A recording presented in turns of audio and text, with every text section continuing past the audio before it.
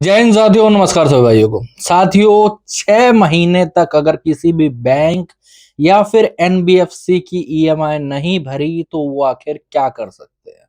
क्या वो कोई केस करेंगे? क्या वो कोई लीगल प्रोसीडिंग में जाएंगे या फिर आगे चल के क्या क्या आपके लोन या फिर क्रेडिट कार्ड के ऊपर वो लोग कार्रवाई कर सकते हैं?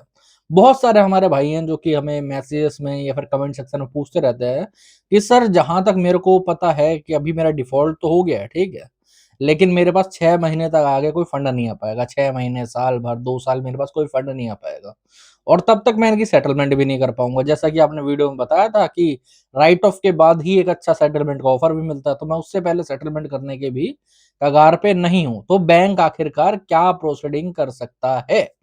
तो आज इसी के बारे में बात करेंगे और बहुत सारे हमारे भाइयों को रिकवरी वालों के द्वारा डराया जाता है अलग-अलग चीज़ें कह के, उनको भी क्लियर करूँगा, ठीक है? तो साथियों, वीडियो में आगे बढ़ने से पहले मैं आप सबका हर्ष कुमार स्वागत करता हूँ आपके अपने यूट्यूब चैनल लोन डिस्टोवर पे। अगर लोन संबंधित कोई प्रॉब्लम है, कोई लोन रिकवरी वाला परेशान कर रहा है, होम विजिट ज़्यादा हो रही है, कॉल ज़्यादा आ रहे हैं, कोई नोटिस आया है, कोई और प्रॉब्लम है, ऐसी कोई भी लोन से रिलेटेड प्रॉब्लम है, ऊपर नंबर आ रहा है, व्हाट्सएप पर मैसेज कर सकते हो, ठीक है? व्हाट्सएप के माध्यम से हमसे जुड़ सकते हो। अब आ जाते हैं मेन टॉपिक, क्योंकि ये बात छिड़ी कहाँ से कि भाई साहब 6 महीने या फिर साल भर अगर डिफ़ॉल्ट हुआ तो आखिरकार होगा क्या? दरअसल होता क्या है कि मैंने अपनी वीडियोज़ में और बहुत सारे लोग बताते हैं जो कि जेन्युइन बात है, ठीक है? कि एक अच्छा 10 से 15% या फिर 20% में आपको सेटलमेंट करनी है, तो आपको कम से कम राइट ऑफ तक वेट करना पड़ेगा, ठीक है? और आज के टाइम में राइट ऑफ करने के 2 टाइम हैं, या तो बैंक कोई भी एनबीएफसी 6 महीने तक कर देता है, ठीक है? अगर आपके डिफ़ॉल्ट को 6 महीने हो गए हैं, तो वो राइट ऑफ कर देंगे आपका लोन। अगर 6 महीने में नहीं कर रहा, तो एट द एंड उनको 9 महीने के अंदर करना ही पड़ेगा। 9 महीने से पहले-पहले उनको राइट ऑफ करना ही पड़ेगा लोन को और क्रेडिट कार्ड को, अगर उसपे किसी प्रकार की कोई पेमेंट नहीं हुई है। कई लोग मुझे बोलते हैं कि सर, मेरा तो हो गया 9 महीने, लेकिन राइट ऑफ हुआ नहीं है अभी तक। तो मैं उनको बता देना चाहता हूँ, हो सकता है कि आपका पिछले 1-2 महीने में या फिर लास्ट टाइम पे किसी ने पेमेंट कर दी हो या फिर आपने एक आधी पेमेंट कर दी होगी, तो वो महीने काटने पड़ेंगे उसमें से, समझ रहे हो? अब कई भाइयों के 3-3 महीने रिकवरी वाले पेमेंट कर देते हैं कार्ड की या फिर लोन की। उस वजह से उनका 3 महीने आगे जाके राइट ऑफ होता है, समझ रहे हो? तो इसीलिए उनका टाइम थोड़ा बढ़ जाता है। अब होता क्या है मेनली कि रिकवरी वालों के द्वारा कस्टमर्स को बहुत ज़्यादा डराया जाता है। जब कोई भी कस्टमर बोलता है कि मैं आगे चल के सेटलमेंट करूँगा राइट ऑफ के बाद या फिर ऐसा करके, तो उनके द्वारा ये कह के डराया जाता है कि राइट ऑफ के बाद तो आप सेटलमेंट कर लोगे, लेकिन राइट ऑफ होने होने से पहले ही आपके ऊपर केस हो जाएगा, यहाँ कलकत्ता कोर्ट में केस फाइल हो जाएगा, दिल्ली कोर्ट में हो जाएगा, बैंगलोर में हो जाएगा, फलाना-ढिमकाना, ऐसे कह के 10 चीज़ें डराई जाती है। उनको फेक नोटिसेस भेजे जाते हैं, फेक उनको क्या कहते हैं, समन भेजे जाएँगे, फेक वारंट भेजे जाएँगे, कभी-कभार एडवोकेट बन के फ़ोन करते हैं, कभी-कभार पुलिस बन के फ़ोन करते हैं। एक मेरे सब्सक्राइबर थे, उनको एक फ़ोन आया, ठीक है? अब हुआ क्या कि जो सामने बंदा था वो कह रहा है मैं यहाँ का सब इंस्पेक्टर बात कर रहा हूँ, और उनकी जगह का जो थाना है ना, वहाँ का नाम भी ले रहा है, वो बंदा बेचारा बहुत डर गया। वो उनको होल्ड पे रख के मेरे से लाइन पे जोड़ा। जब मैं समझ गया कि रिकवरी वाला है, तो मैंने उनसे बात करी, मैं कहा भाई साहब, कोई सामान आया है या कुछ हुआ है तो बताइए, वरना फिर इसमें तो आपका कोई मैटर बनता नहीं है। जब वो समझ गया कि हम लोग जानकारी वाले व्यक्ति हैं, तो बंदे ने फ़ोन काट दिया। अब होता क्या है कि ये रिकवरी वाले आपका जो एड्रेस होता है ना, लोकल एड्रेस, उसको गूगल पे डालेंगे और वहाँ पर चेक करेंगे कि आपका नज़दीकी थाना क्या है, स्टेशन, पुलिस स्टेशन का नाम क्या है, ठीक है? और उसी पुलिस स्टेशन का नाम ट्रू कॉलर में दूसरे फ़ोन से सेट कर लेते हैं अपने फ़ोन में, समझ रहे हो? तो जब आपको ट्रू कॉलर में आप उनका नाम चेक करोगे, तो वहाँ पर ये सब इंस्पेक्टर, एसआई, क्या कहते हैं अपना एसएचओ, ऐसे फलाना-ढिमकाना नाम लिख के आएँगे और आपके थाने का भी नाम लिखा रहेगा वहाँ पर नज़दीकी, ठीक है? तो इस प्रकार से वो लोग डराने की ट्राई करते हैं। एक कॉमन प्रैक्टिस इनकी और है, ये लोग बाकायदा एक मैसेज बना के आपको भेजेंगे, मैं बताता हूँ कैसे होता क्या है। अब वो एक मैसेज बना के आपको व्हाट्सएप पे भेज दिया, वहाँ पर एक लिंक पड़ी हुई है, उन्होंने दिल्ली पुलिस की जो वेबसाइट है ना, उसका लिंक निकाल लिया और वहाँ पर डाल दिया। आप उस लिंक पे क्लिक करोगे, दिल्ली पुलिस की वेबसाइट पे खुलेगा वो। दिल्ली हाई कोर्ट की लिंक निकाल लेते हैं वेबसाइट का। वहाँ पर उस पे आप क्लिक करोगे तो उसी वेबसाइट पे जाएगा दिल्ली हाई कोर्ट के। तो आदमी इसको देख के सोचता है कि यार ये तो ओरिजिनल चीज़ है, इन्होंने तो ओरिजिनल चीज़ पे वहाँ भेजा हुआ है, ठीक है। वहाँ पर लिखा भी रहेगा, वेबसाइट पे जाके चेक कर सकते हो, ठीक है। लोगों को आता ही नहीं है भाई साहब। अब कोई व्हाट्सएप पर कोई वारंट आता है क्या? वहाँ पर क्या होगा, किसी एक एडवोकेट साहब का नाम लिखा होगा, नंबर लिखा होगा। कोई एडवोकेट नहीं है, कोई कुछ नहीं है, सिंपली वही रिकवरी वाला 10वीं फेल रिकवरी एजेंट, ठीक है।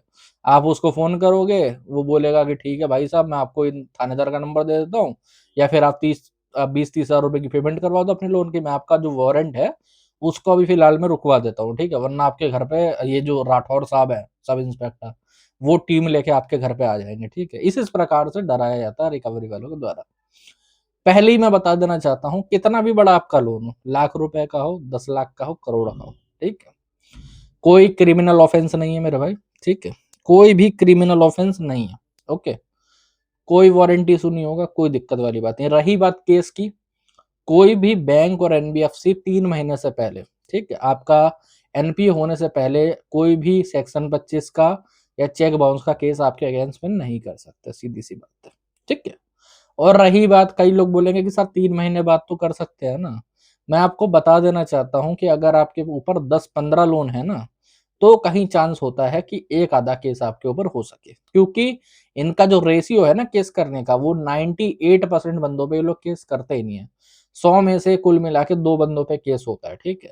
वो भी तब होता है जब उनका कोई सिलेक्टिव प्रोसेस रहता है, अलग चीज़ हो जाती है।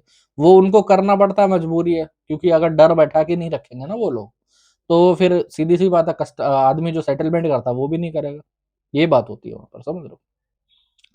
अब मेनली आप लोग बोलोगे कि सर मान लो मेरी किस्मत खराब हुई, मैं दोनों उन दोनों में से हुआ तो क्या होगा? तो फिर मैं बता देना चाहता हूँ, कोई भी बैंक, कोई भी एनबीएफसी ना घोड़ी पे सवार नहीं रहता, कि भाई साहब इसके 3 महीने पूरे हो, मैं तुरंत इसके ऊपर जाके केस फाइल कर दूँ। होते हैं केस, लेकिन वो भी एक टाइम के बाद होते हैं। जैसे मान लो राइट ऑफ के बाद करा, साल डेढ़ साल के बाद करा, या फिर नहीं भी हुआ, ज़रूरी नहीं कि केस हो। कई लोग मुझे हमसे जुड़ते हैं ना, तो हमसे ये बोलता है कि सर मेरे ऊपर केस कब तक होगा? तो मैं उनको सिर्फ़ एक आंसर देता हूँ कि भाई कोई ज़रूरी नहीं कि आपके ऊपर केस हो। अगर आप वेट करोगे तो ज़रूर है कि क्या पता हो जाए, ठीक है? क्योंकि किस्मत का भरोसा नहीं है। आप लोग माइंड में सोच-सोच के अपने ऊपर करवा लो एक तरीके से। तो उसका नहीं कह सकते। हाँ, अगर होगा कर सकते हैं, उनके पास राइट है करने का, ठीक है? लेकिन वो लोग ज़्यादातर करते नहीं हैं। अगर कर भी देते हैं, मैं फिर बोलता हूँ, ठीक है? कोई बात नहीं, आपको समन रिसीव हो रहा है, सेम डे बेल वाला ऑफेंस है, कोई दिक्कत, प्रॉब्लम, परेशानी वाली चीज़ उसमें नहीं होती है, ठीक है? अगर मान लो आपको केस चलाना है, आपके पास बिल्कुल ही पैसे नहीं है, आप केस चला लो, आगे जाके सेम डे बेल वाला बेल ले लो, आगे केस चलता रहेगा, डेट 3-3 महीने, 4-4 महीने में पड़ती रहती है एक-एक बार, ठीक है? अगर आपको इन सब झमेलों में नहीं फँसना, आपको बोलना है चलो छोड़ो कोई बात नहीं, तो आपका जब राइट ऑफ हो रहा हो ना, राइट ऑफ से पहले तो देखो बहुत मुश्किल चांसेस होते हैं ये लोग केस करें, ठीक है? 6-7 महीने से पहले तो नहीं करते, बहुत कम चांसेस होता है, ठीक है? तो आप अब इसकी सेटलमेंट भी कर सकते हो, सीधी-सी बात है। आप बैंक को अप्रोच कर लो, वो सेटलमेंट पे अगर राज़ी हो रहे हो, जितना आपको फंड बनता हो, जैसे मान लो आपको प पहले आपकी डिमांड थी कि 10% में मैं करूँगा, 10 की जगह 20 में कर लो, कोई बात नहीं, है ना? आपका जो वो झंझट है वो खत्म हो जाएगा, सीधी-सी बात है। तो उतना कोई डरने वाली बात नहीं है, उतना कोई प्रॉब्लम वाली बात नहीं है इसके अंदर, ठीक है?